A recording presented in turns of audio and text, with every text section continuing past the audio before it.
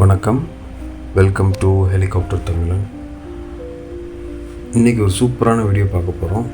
Skip பண்ணாமல் ஃபுல்லாக பாருங்கள். இன்றைக்கி எங்கே லேண்ட் பண்ண போகிறோம் அப்படின்னா நினாய் அக்கினோ இன்டர்நேஷ்னல் ஏர்போர்ட், சுருக்கமாக மணிலா இன்டர்நேஷ்னல் ஏர்போர்ட். இப்போ நீங்கள் கீழே பார்த்துக்கிட்டு இருக்கீங்களா ஒரு ஊர், அந்த ஊர் பேர் தான் மலபான்.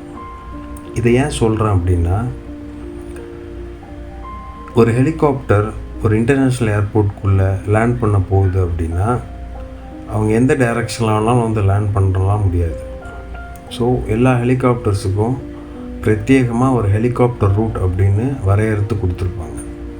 அந்த ஹெலிகாப்டர் ரூட் வழியாக தான் எல்லா ஹெலிகாப்டரும் உள்ளே வரும். இது எதுக்குன்னா, விமானங்கள் தரையிறங்கும் மேலெழும்போது ஹெலிகாப்டரால் எந்த தொந்தரவும் நடக்கக்கூடாது, எந்த குழப்பம் வரக்கூடாது அப்படிங்கிறதுக்காக ஹெலிகாப்டரை சேஃபாக உள்ளே கொண்டு வர்றதுக்கும் வெளியில் கொண்டு போகிறதுக்கும் அந்த ஹெலிகாப்டர் ரூட் அசைன் பண்ணியிருக்காங்க. இப்போ நான் மலபான் அப்படின்னு ஒரு ஊர் சொன்னேன் இல்லையா, அதுதான் நம்மளோட ஃபஸ்ட்டு ரிப்போர்ட்டிங் பாயிண்ட்.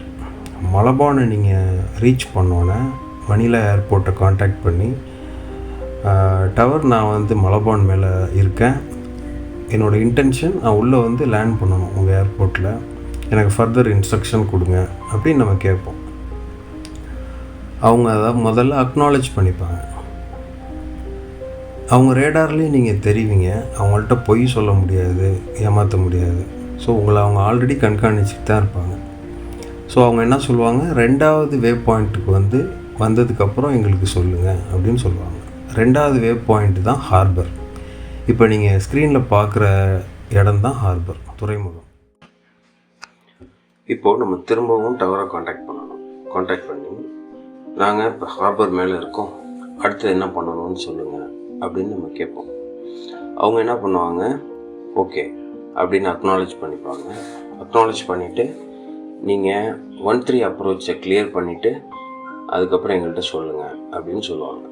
13 அப்ரோச் அப்படின்னா என்னென்னா, 13ன்னு ஒரு ரன்வே இருக்குது, அதோட அப்ரோச்சை தான் அவங்க சொல்கிறாங்க.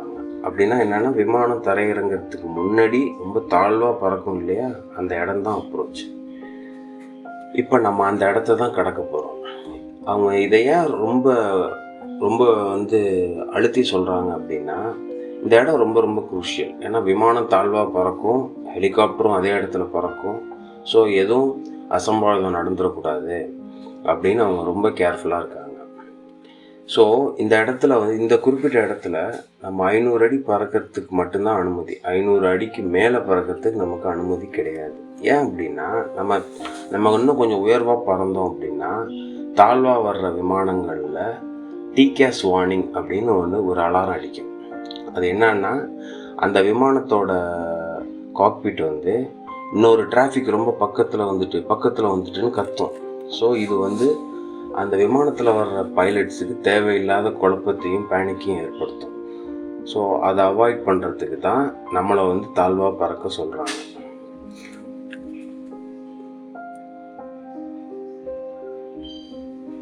இப்போ இந்த இடத்த நம்ம கடந்தாச்சு.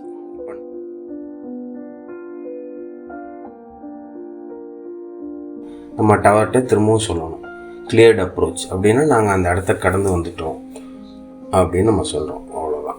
இப்போ எல்லா குழப்பமும் தீர்ந்துச்சு, நம்ம அந்த இடத்த விட்டு வெளியில் வந்தாச்சு. அடுத்தது லேண்டிங் தான். இப்போ டவர்கிட்ட சொல்லியாச்சு. டவர் என்ன சொல்லுவாங்கன்னா, ரிப்போர்ட் இன் கிரவுண்ட் அப்படின்னு சொல்லுவாங்க. அப்படின்னா நீங்கள் லேண்ட் பண்ணதுக்கப்புறம் சொல்லுங்கள், அவ்வளோதான், முடிஞ்சிச்சு. இன்னமும் அவங்கள திரும்ப காண்டாக்ட் பண்ண வேண்டாம். நீங்கள் இங்கே இடது பக்கம் பார்க்குற நிறைய பில்டிங்ஸ் இருக்குது இல்லையா, அதுதான் மால் ஆஃப் ஏஷியா, பிலிப்பைன்ஸோட மிகப்பெரிய ஷாப்பிங் மால். இந்த இடத்துல தான் நம்ம ஃபைனல்ஸுக்கு திரும்புவோம். அதாவது ஃபைனல்ஸ்னால் நேராக போய் லேண்ட் பண்ண போகிறோம் அப்படின்னு அர்த்தம்.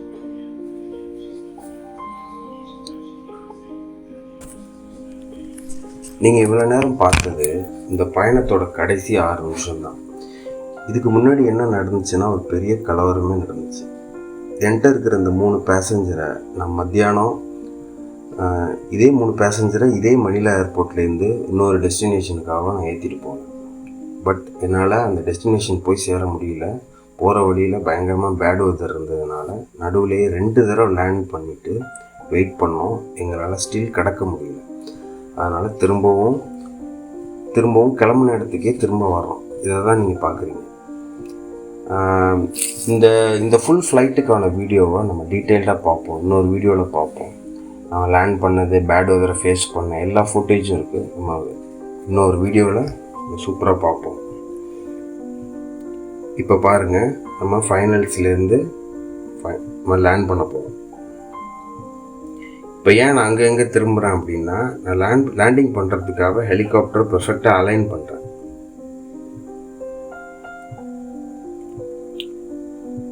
இப்போ நீங்கள் பார்க்குற ஏரியா தான் ஜெனரல் ஏவியேஷன் ஏரியா. ஏர்லைன் அல்லாத, மிலிட்டரி அல்லாத மற்ற சின்ன சின்ன நிறுவனங்கள்லாம் இருக்குது இல்லையா, ப்ரைவேட் ஜெட்டு, ஹெலிகாப்டரு, இதெல்லாம் இங்கே தான் இருக்கும். எல்லா நிறுவனங்களும் இங்கே தான் இருக்கும். பாருங்கள், நம்ம லேண்ட் பண்ண போகிறோம். இப்போ லேண்ட் பண்ணோன்னா டவருக்கு ஒருத்தரை கால் பண்ணி நாங்கள் லேண்ட் பண்ணிட்டோம்னு சொல்லணும். அவ்வளோதான், முடிஞ்சிடுச்சு. இதுக்கப்புறம் அவங்கள நம்ம தொடர்பு கொள்ள வேண்டாம். பாருங்கள், நம்ம 3 பேசஞ்சரை ஏற்றிட்டு போனேன். என்னால் அவங்கள அவங்க சொன்ன இடத்துல என்னால் கொண்டு போயிட்டு ட்ராப் பண்ண முடியல.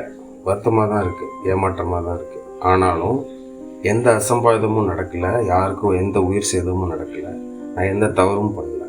என்னால் முடிஞ்ச அளவுக்கு முயற்சி பண்ணேன், முடியலை. திரும்ப கொண்டு அவங்கள ஏறின இடத்துல இறக்கி விட்டேன். அவங்க வீட்டுக்கு பத்திரமா போகிறாங்க. நாளைக்கு திரும்பவும் இதே ஹெலிகாப்டரில் அவங்க நினச்ச இடத்துக்கு திரும்பவும் போயிடுவாங்க.